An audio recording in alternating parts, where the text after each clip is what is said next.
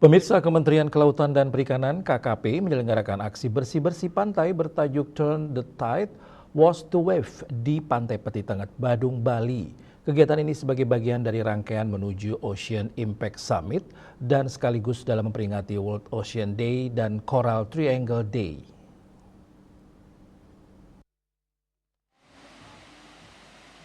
Aksi bertajuk Turn the Tide, Waste to Wave, langkah kecil yang terkumpul akan membawa gelombang perubahan yang besar.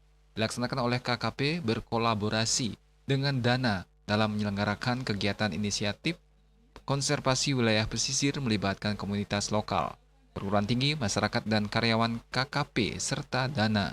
Kegiatan ini sebagai upaya meningkatkan kesadaran publik terhadap isu sampah laut serta mendorong perubahan perilaku dalam menjaga kebersihan pesisir dan laut. Pendekatan kolaboratif terintegrasi dari hulu ke hilir untuk mewujudkan konservasi kelautan yang berkelanjutan.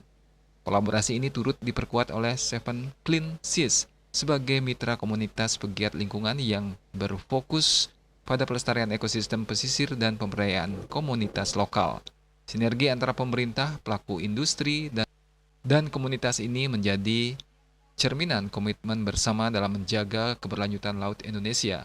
Kegiatan juga diisi dengan penandatanganan komitmen Zero Waste oleh pelaku usaha setempat sebagai bentuk dukungan terhadap pengelolaan limbah yang lebih bertanggung jawab.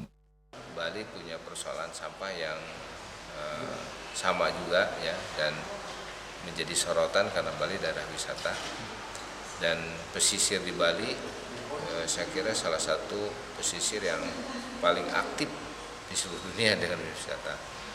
Nah, ini bisa lengkap gitu kalau kita membuat modeling pengelolaan sampah di Bali lengkap.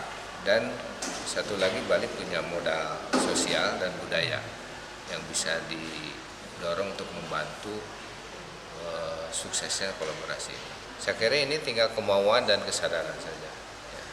Dan bagaimana pemerintah nanti mendorong supaya ini terbentuk sebuah ekosistem yang sesuai buat pengolahan sampah secara bersama-sama di hulu ini.